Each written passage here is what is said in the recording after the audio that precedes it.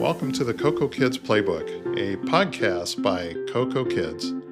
I'm John Jones, Executive Director of CocoKids.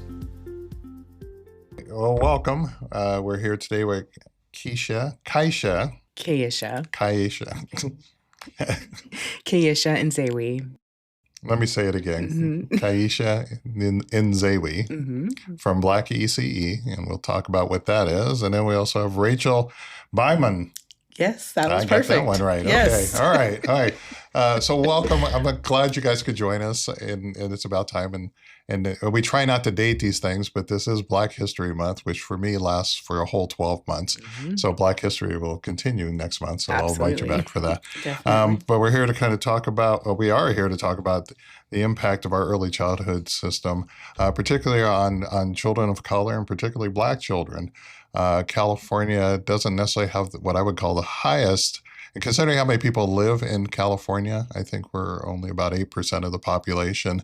And that does show up in many of our institutions of learning and institutions of care. So I want to open it up to you guys to kind of talk about your experiences. Keisha. You want me to start? Yeah, no. I always, what I love, you and I have known each other for so long. And I always feel like I just wait for you to take a breath. So go ahead. Why don't you kind of tell us a little bit about Black ECE and what that's all about? Yeah. Black Californians United for Early Care and Education was founded about 3 years ago. And we are the only organization, as far as we know, so I'm not lying, but as far as we know, we are the only organization in California and across the nation that is solely focused on uplifting our youngest Black children, Black families, and Black early educators, especially around the issues of culturally affirming early learning environments, racial wage justice, and reparations. We are unapologetic about our approach and unapologetic about centering only Black children, Black families, and Black early educators. Okay, all right. And then Rachel, you have a family childcare, a large family childcare in Bay Point. Yes. And for people who don't know Contra Costa is a very, I would say, culturally rich county, but primarily in East County. So why don't you share a little bit about your experiences? My experiences as a Black childcare provider? Yes. So as a Black family childcare provider, I really appreciate Keisha's group because it is the only one that I know of that really works with us as Black family childcare providers. There are other groups that work with other nationalities, but there really wasn't a group that was for us, by us, that really lets us be ourselves. And so I really appreciate that. Okay, so what is important about having a culturally specific organization represent, particularly around policies? California has universal preschool, they've extended TK, and the people at the table may not have necessarily represented all perspectives. What's important about having those voices at the table? I think what's important about having a space dedicated just to Black, in this case, Black early educators, what we hear very often is no matter where we go, so whether we've convened our early educators, which is through the Lift Every Voice campaign, or whether we're giving a workshop somewhere or at our symposium, is from Black people, we hear, I didn't even know I needed this. And that opportunity to be around other people who share, and it doesn't even matter where we come from within the United States. As one of our co-founders explained, we're all part of the Black Southern diaspora.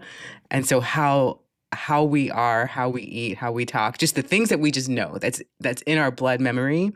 When we get that chance to come together with others who have the same profession, who have the same values, the same priorities around young Black children, people don't realize how much they miss when they don't have that. And when they get it, it's so affirming, and so safe and inspiring. And we're just really proud to be able to provide that space for people. because we are literally born out of the racial uprisings of 2020.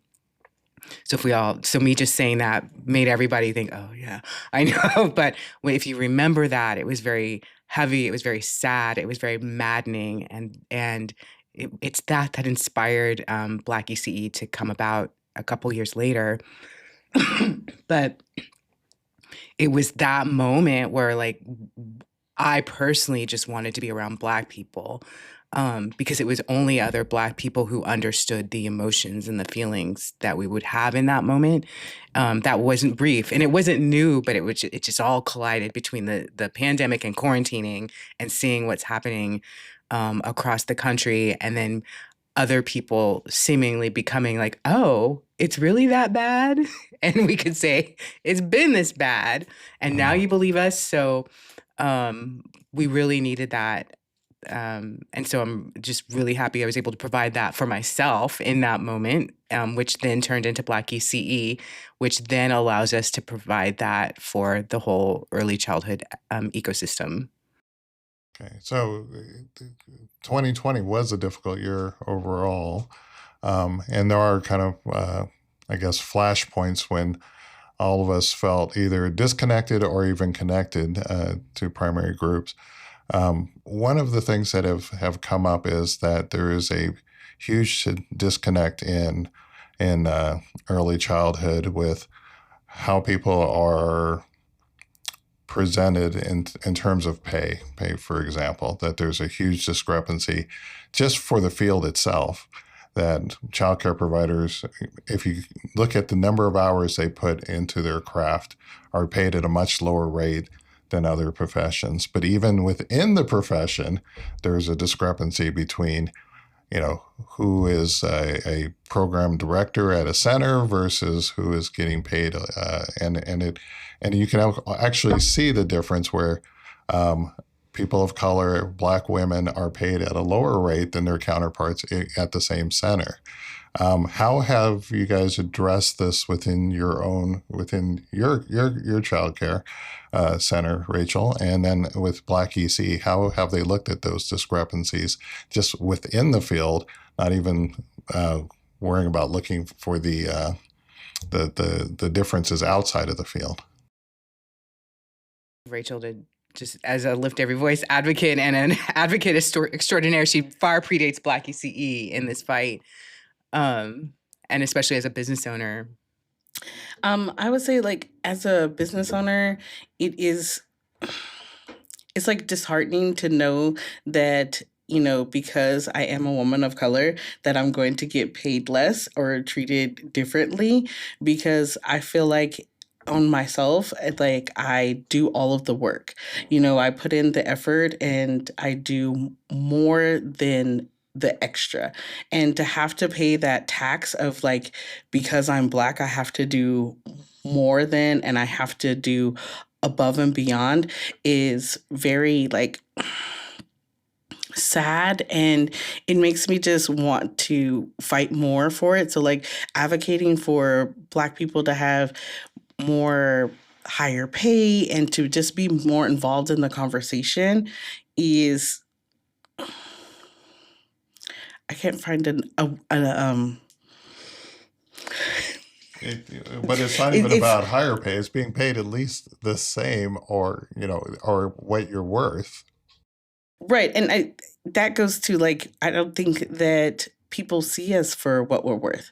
I think that subconsciously it's been thought of that we are worth less than that, and that we shouldn't have to be paid. Even, like, I'm a Black family childcare provider, so the lack of respect of being in that field and being called a babysitter, or your job's really easy and things like that, that's part of the reason why we get paid less, is because people don't value us.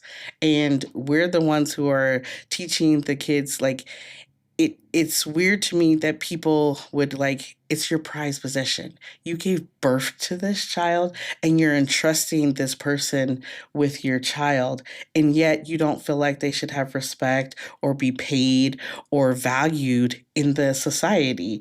It's like this thing, like, you want me to take care of the the most precious thing. Like, you would say that you love it more than your car, than your house, and everything else, but you will pay your car note on time. You will pay your mortgage on time, and you will pay the high rate for that, but you wouldn't pay that to your provider. And so it's kind of like that's that subconscious, unconscious, subconsciously of like back from slavery, where like it's just expected of us to do it and to do it at that lower pay and to just be okay with it and not to complain or say anything about that.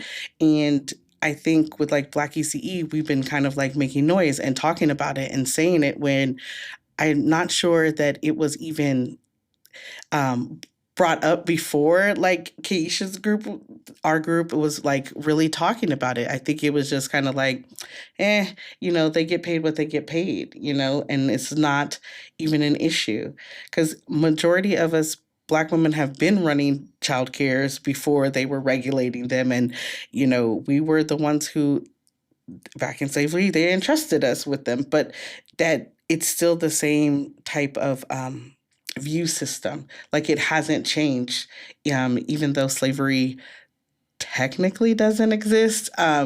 It's still the same viewpoint. Like we haven't changed, so that's why we get paid less because the value of us is not there. So do you feel like the value is directly at the provider versus what they, you know, are you are people not valuing their own children? Hmm. Because I agree with you. It's like if you think about what do you value the most? If you say your family, then you would go over and above to make sure your child had the best. For me personally, I have two daughters, and when they were in childcare, I was my childcare provider. I worshipped. I cried when they cried when they had to leave. I was in tears too because it's like, oh, I'm gonna miss Miss Nicole. I'm gonna miss. So Right. so I have a hard time struggling with. I can't believe people don't value the person that's caring for their most prized possession. I think it goes along with like And I use possession not as a descriptive, not not literally a as like they're possession. possessing their You're right. child. Yes.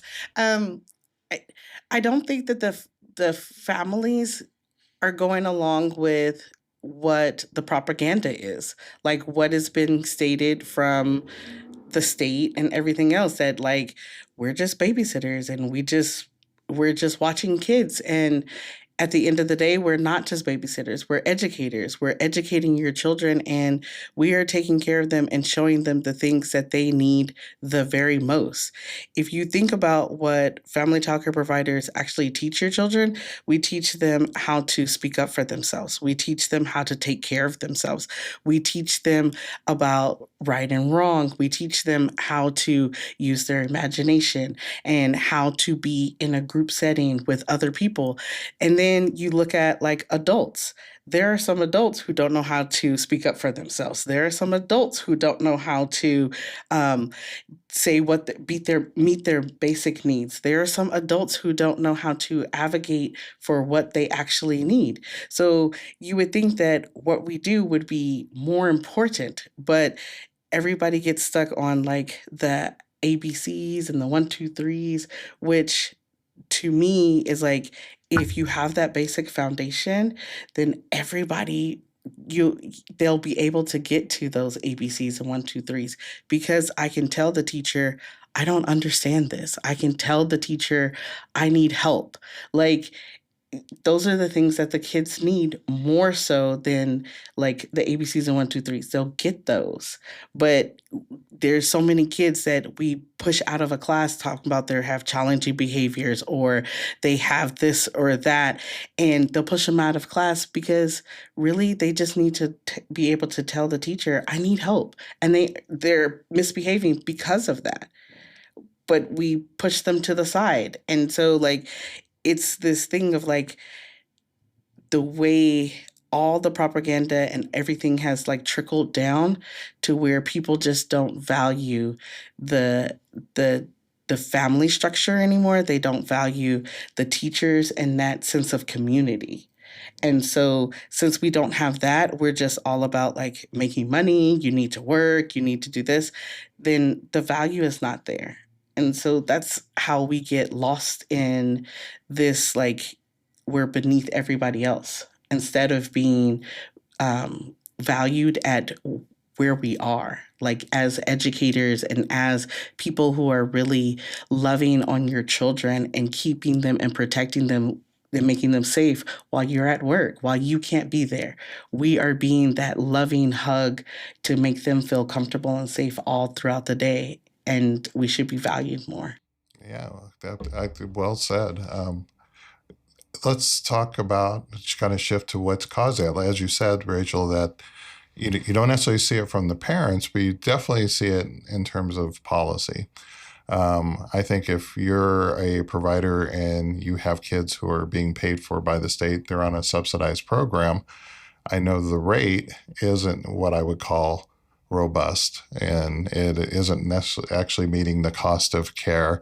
And they've been struggling with that. I have no idea why it's taken so long for them to figure out they need to raise the rate. It seems really simple. So are some of these feelings of being devalued coming from policies? Before we even started the podcast, we started talking a little bit about the transitional kindergarten in our universal preschool system that's been set up in the state of California, and how it doesn't include family child care, even though the first words always are stated, oh, we're going to have a mixed delivery system. Is some of this coming from the policy angle that is kind of growing the issue of being devalued? What are you seeing, Keisha, in terms of policy being made that is actually keeping providers, particularly Black women, from excelling at their craft? I'll pick up what Rachel put down, but Black providers, in fact, are exceedingly excelling at their craft, and it's just not being recognized. So Rachel mentioned how this is all rooted in chattel slavery, that Black women are our nation's first childcare providers. At Black ECE, we've collected an amazing collection of, I just said collected twice, but amazing collection of photographs from the 1800s and 1900s of Black women caring for white families' children. Really many of them demeaning photographs. But my favorite is a photograph by the famous photographer. Oh my gosh, but his name is escaping me. He did color photography in the 40s, 50s, 60s, a lot of famous photography that you would all, Gordon. I know who you're I'm talking almost about. there. Yeah, Anyway, he has a photograph called, it's from the Atlantic, it doesn't have a title, but it's from the Atlanta Air Terminal, 1959, and it shows a white woman all dressed to the nines and a Black woman in what looks like a maid's uniform holding her white child. And the white woman is looking away or something, and the Black woman is just holding the baby. And for generations and literally centuries, Black women were trusted with white people's babies, even when white people terrorized and enslaved our ancestors.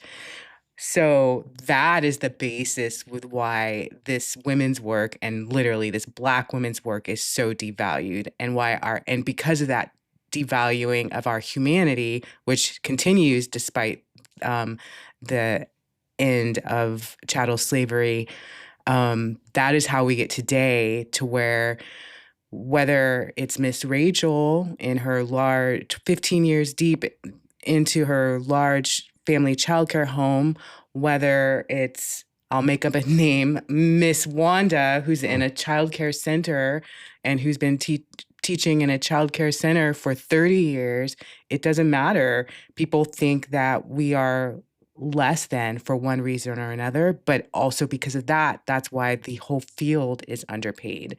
So then this system underpays everybody, but women, Black women, there are men, Rachel's husband is one of them, but let's just say it's 99 point some odd percent women are paid even less because they're also most likely to be holding babies. The most vulnerable, the most like can't keep themselves alive, ever, like can't do anything to keep themselves alive, but they're the most likely to be caring for babies.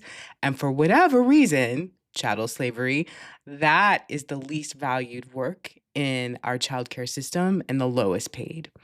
So that is how, so when we say that we haven't used the word, but there's this racial wage gap, that racial wage gap isn't always necessarily that you have a Black, but it is sometimes a Black person working in the same role at the same place and they're being paid differently. It's just that the Black person is more likely to be in the lowest paid role. But then research came out by Dr. Leah Austin at the UC Berkeley Center for the Study of Childcare Employment about 2 years ago, maybe 3, can't remember. But they produced a report that showed how Black childcare center directors and lead teachers are underpaid compared to their white counterparts, despite having more years of experience and higher levels of education. And that's comparing apples to apples. That's not by accident. Our system sets it up for this. Since white women re-entered the workforce or entered the workforce in mass in the 70s, that's when this whole childcare system started being even worse for Black people. It's then that suddenly we don't trust Black people to take care of our children, even though those white women were definitely cared for by Black women. And even though the people today who are making decisions probably sometime in their early childhood were cared for and loved on by a Black woman. But somehow, some way, we don't know what we're doing, even though we have raised centuries of generations of children, many of whom are our leaders. I'll stop there. I was going to let you keep That was going. I know, but That was great. I can keep going, but Okay, so what you highlighted though is that attitudes, values, experiences don't just end when a generation ends. It continues on and on and on, and we're seeing the effects of it. That these.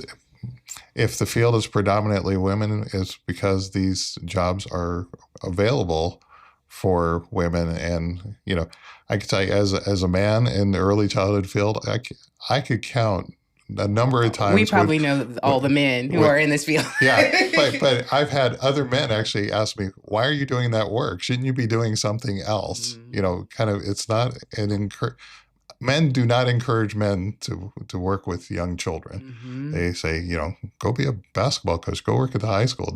Why young children? That's it for part 1 of episode 14, the role of Black providers in early childhood education. Tune in for part 2 next time. This podcast was brought to you by CocoKids. Thank you to Letty Cuizan, executive producer, and Faith Donathan, line producer.